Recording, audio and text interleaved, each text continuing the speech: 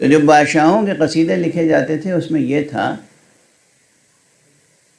کہ بادشاہ جب جنگ پہ جاتے تھے تو اس موقع پہ جو شعراء قصیدے کہتے تھے اسے رزمیہ قصیدہ کہتے تھے، یعنی میدان جنگ کی تصویر کشی ہوتی تھی، بادشاہ کے گھوڑے کی تعریف اور تلوار کی تعریف اور ان کی جنگ کرنے کی تعریف اور اس میں ان کی شجاعت اور ہمت کی تعریف وغیرہ وغیرہ۔ اور جب وہ اپنے دربار میں ہوتے تھے اور اس وقت کوئی قصیدہ پیش کرتا تھا تو اس قصیدے کو کہا جاتا تھا بزمیہ قصیدہ، کہ کس طرح مجلس سجاتے ہیں، محفل آرائی کرتے ہیں اور سخن سرائی کرتے ہیں، وہ انداز ہوتا تھا۔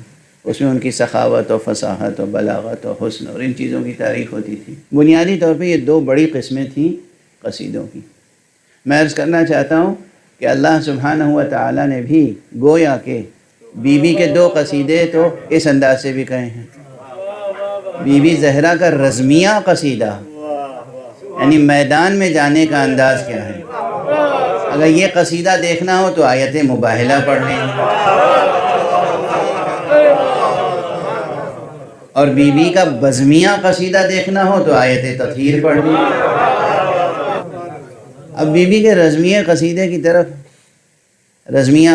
طرف ایک اشارہ تو کر دیا میں نے، لیکن بات ابھی پوری نہیں ہوئی۔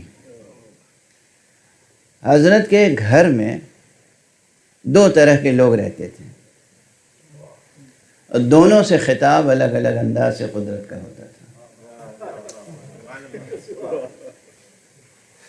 بس آپ دیکھ لیجئے، میں اپنی طرف سے کچھ نہیں عرض کر رہا ہوں، میں تو بس قرآن مجید کے دو مقام، قرآن مجید نے خانہ پیغمبر کی کچھ خواتین کے لیے کہا ہے صاف صاف وَقَرْنَ فِي بُيُوتِكُنَّ، تم اپنے گھر میں ٹھہری رہو، گھر سے باہر نہ نکلنا۔ اور ایک وہ ہے جس کے لیے کہا نسانا و نسانا، آپ میدان میں جائیں تو تنہا نہ جائیں، اپنی عورتوں کو بھی ساتھ لے کے جائیں۔ اب دنیا کیسے سب کو برابر ٹھہراتی ہے میری تو سمجھ میں نہیں آتا۔ خود خدا ایک گروہ کے لیے حکم دے رہا ہے کہ یہ گھر میں رہیں، گھر سے باہر نہ نکلیں، یہ گھر سے باہر نکلیں گی تو خدا کے حکم کی نافرمانی ہوگی۔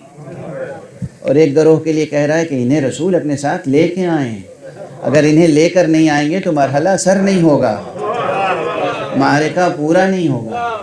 اور فرمایا یہ دونوں مقامات قرآن نے پہچنوائے ہیں، یقیناً یہ ان کے برابر نہیں ہو سکتے، وہ ان کے برابر نہیں ہو سکتے، دونوں گروہ الگ الگ۔ بس ایک فقرہ اور عرض کر دوں، جس کو اللہ نے کہا گھر سے نہ نکلنا، اگر وہ نکلے تو دنیا گواہی دیتی ہے کہ پھر ہزاروں خون بہتے ہیں۔ کیا خون ریزی ہوتی، کیا خون ریزی ہوئی۔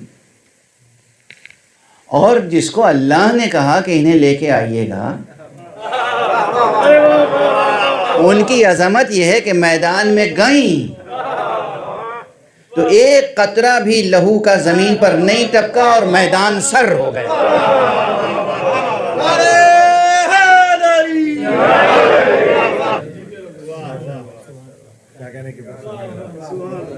گئیں میدان میں مگر ایک قطرہ لہو کا نہیں ٹپکا اور فتح مکمل حاصل ہوئی، اور ایسی فتح حاصل ہوئی، ایسی فتح حاصل ہوئی کہ شرک مٹ کے رہ گیا، سرکشی سرنگوں ہو گئی۔